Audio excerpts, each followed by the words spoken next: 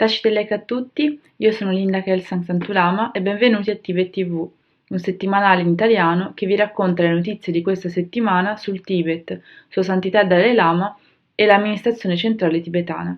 Diamo prima un'occhiata ai titoli principali delle notizie. Sua Santità Dalai Lama si congratula con il presidente eletto della Mongolia. Canadian Parliamentary Friends of Tibet ospita il Tibet Day con il Sikyong Penpa Tsering. Il presidente dell'amministrazione centrale tibetana riafferma l'impegno per una soluzione reciprocamente vantaggiosa del dialogo sino-tibetano. Vaccinazione di massa. Il 66% dei tibetani in India vaccinati contro il Covid-19. Esperti delle Nazioni Unite richiamano la Cina sul prelievo forzato di organi tibetani, uiguri e altri detenuti. Il gruppo parlamentare svizzero per il Tibet si riunisce per discutere dei piani di azione. Il Senato ceco ha approvato una risoluzione che chiede il boicottaggio delle Olimpiadi invernali del 2022 in Cina. Il vertice UE-USA solleva le violazioni dei diritti umani della Cina in Tibet. Tibet House Japan tiene un incontro online con la comunità tibetana in Corea. Il rappresentante Ngodup Tsering partecipa alla cerimonia di deposizione della corona di fiori al memoriale delle vittime del comunismo. Venerdì scorso, Sua Santità Dalai Lama si è congratulato con Sua Eccellenza Ukna Kurelsuk per la sua elezione come presidente della Mongolia. Ricordando calorosi ricordi della sua visita nel paese, Sua Santità ha augurato al presidente eletto ogni successo nel realizzare le speranze e le aspirazioni del popolo della Mongolia. Il Sikyong Penpa Tsering ha avuto il suo primo impegno formale con i Canadian Parliamentary Friends of Tibet, che hanno ospitato il Tibet Day con il Sikyong Penpa Tsering, per dimostrare solidarietà con la causa del Tibet e per onorare il nuovo Sikyong dell'amministrazione centrale tibetana, lunedì scorso. Dopo aver dato il benvenuto al Sikyong, l'evento ha visto discussioni sull'approccio della via di mezzo, sul dialogo sino-tibetano e sulla legge sull'accesso reciproco al Tibet. Our idea is to introduce this to realize, to optimize on the potential that we have of Tibetans around 25 different countries speaking the language, understanding the system, and working with leaders in those countries. So that will be a large Tibet advocacy campaign, Tibet advocacy group.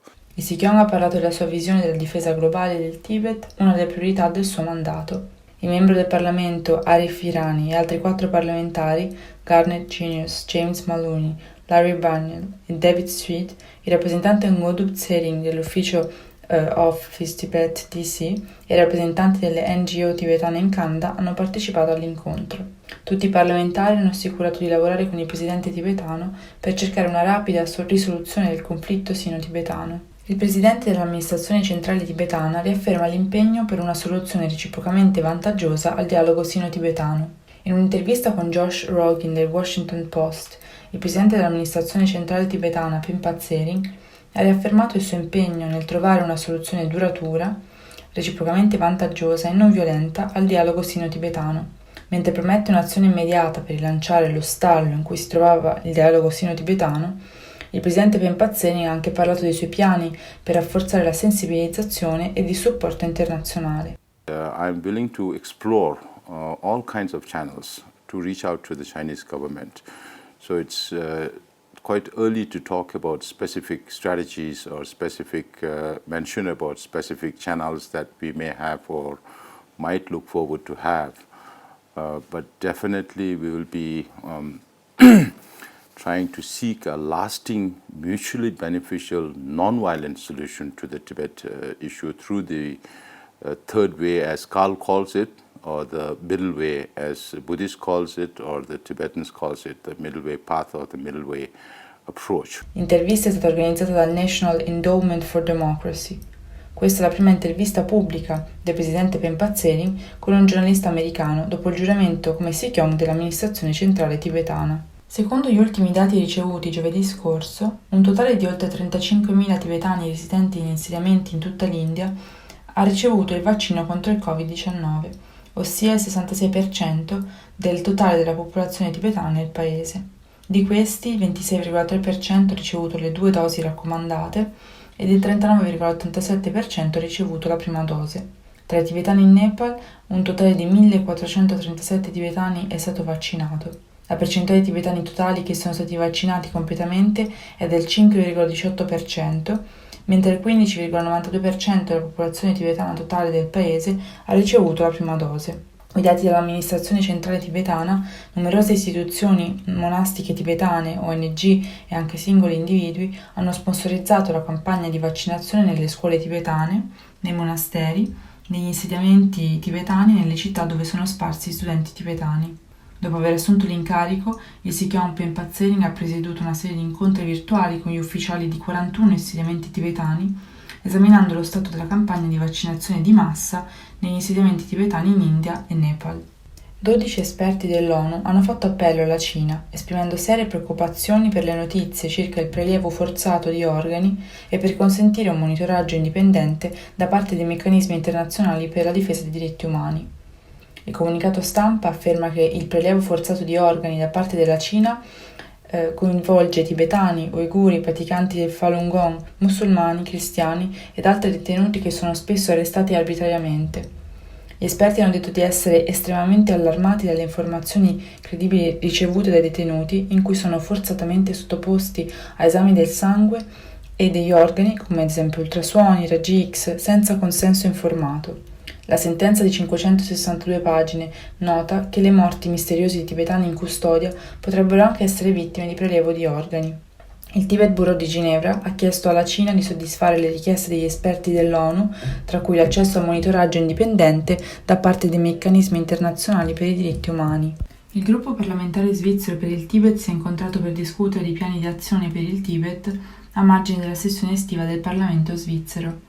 È stata discussa un'ampia gamma di questioni, compresa la situazione dei richiedenti asilo tibetani respinti e la situazione generale in Tibet. I parlamentari hanno assicurato un sostegno continuo ai tibetani e al Tibet e hanno firmato la petizione per un boicottaggio diplomatico delle Olimpiadi invernali del 2022 che si terranno a Pechino.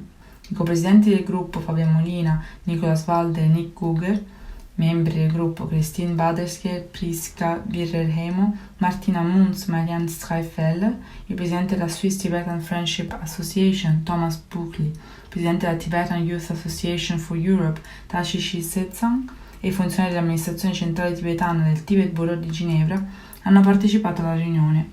La sessione estiva è iniziata il 31 maggio e continuerà fino al 18 giugno 2021.